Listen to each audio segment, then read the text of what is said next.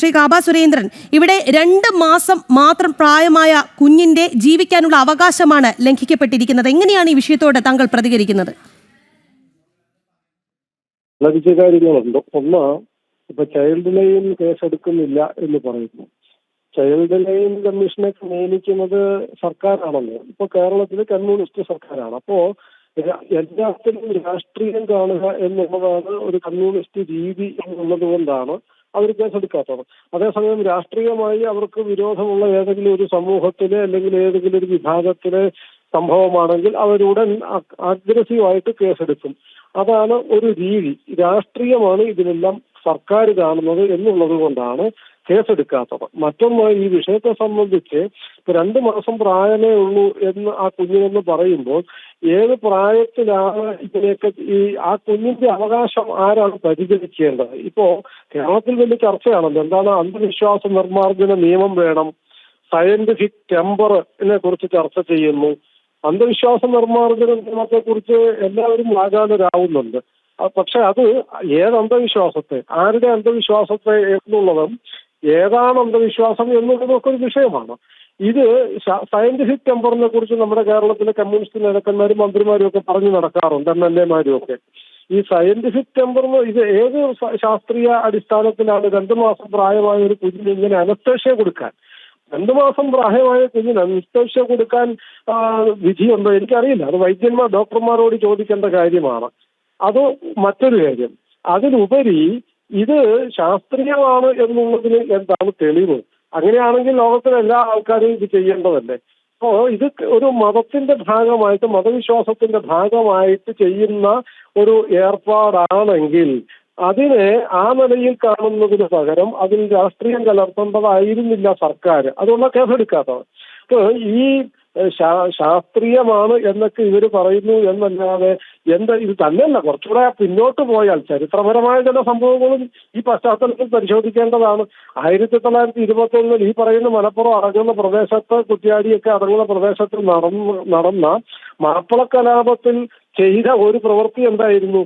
പിടിച്ചുകൊണ്ട് പോകപ്പെട്ട ഹിന്ദു ക്രിസ്ത്യൻ ആൾക്കാരെ ബലമായി സുന്നത്ത് നടത്തുകയാണ് ചെയ്തത്. അപ്പൊ ഇതൊരു മതപരമായ ആക്രമണത്തിനുള്ള ഉപാധിയാക്കി ഉപയോഗിച്ചിരുന്ന ഒരു കാര്യമാണ് സുന്നത്ത് എന്നുള്ളത്. ഈ ശാസ്ത്രീയമോ ശാരീരിക ആവശ്യമോ എന്നുള്ളതിനുപരി മതപരമായ വേർതിരിവിന് വേണ്ടി നടത്തിക്കൊണ്ടിരുന്ന ഒരു ഏർപ്പാടായിട്ട് വേണം ഇതിനെ കാണാൻ.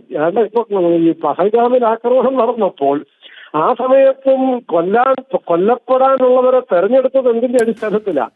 വസ്ത്രം ഉരിഞ്ഞു നോക്കി സുന്നത്ത് നടത്തിയവനാണെങ്കിൽ മാറ്റി നിർത്തി, അല്ലാത്തവരെ കൊല്ലാൻ ഭീകരവാദികൾ ഉപയോഗിച്ചതും ഇതേ അടയാളം തന്നെയാണ്. അപ്പോ ഇത് ശാരീരികമോ ശാസ്ത്രീയമോ ആയ ഒരാവശ്യം എന്നുള്ളതിലുപരി അതിനപ്പുറം മതപരമായ ഒരു പിടിച്ചടക്കലും പിടിച്ചെടുക്കലും എന്നുള്ള തരത്തിലേക്കൊക്കെയാണ് ഈ കാര്യത്തെ കൊണ്ടുപോയിക്കൊണ്ടിരിക്കുന്നത്. മറ്റൊരു കാര്യം പറഞ്ഞാൽ വിശ്വാസത്തിന്റെ അടിസ്ഥാനത്തിൽ ചിലർ പ്രസംഗിക്കുന്നത്, മതപ്രസംഗകര്, അവരുടെ കൂട്ടത്തിലുള്ള മതപ്രസംഗകർ കേട്ടിട്ടുണ്ട് സമ്പൂർണമായ ഒരു സൃഷ്ടിയാണ് മനുഷ്യനായിട്ട് ഇങ്ങനെ നിർമ്മിച്ചിരിക്കുന്നത് എന്ന് പറഞ്ഞു.